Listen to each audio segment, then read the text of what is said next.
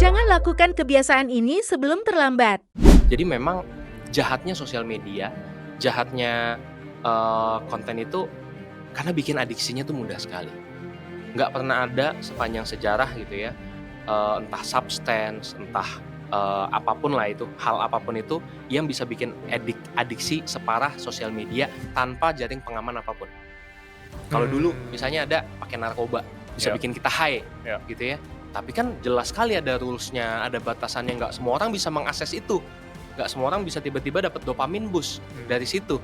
Sekarang sosial media semua orang dalam genggaman jari kok, Iya. sosial media, dan mereka dapat dopamin boost.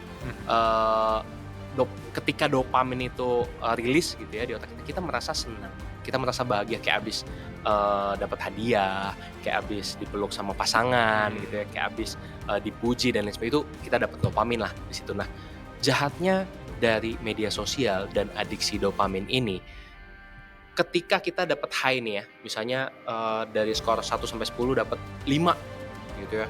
Wah, gue lihat konten ini dapat ini 5. Terus kita nggak pernah lagi ke angka 0, nggak pernah lagi ke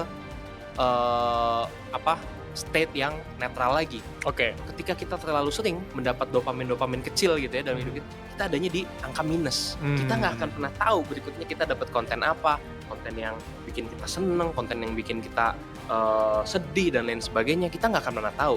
Makanya kita scroll lagi, kayak lagi main slot terus-terusan gitu loh. Dan itu memang secara medis di bukunya si Dopamination itu dijelaskan, semakin orang lama mendapatkan dopamin boost kecil-kecil itu justru adanya di state yang minus. Dan ketika ada di state yang minus, kita sakau, itu kita jadi jauh lebih pengen untuk dapat lagi.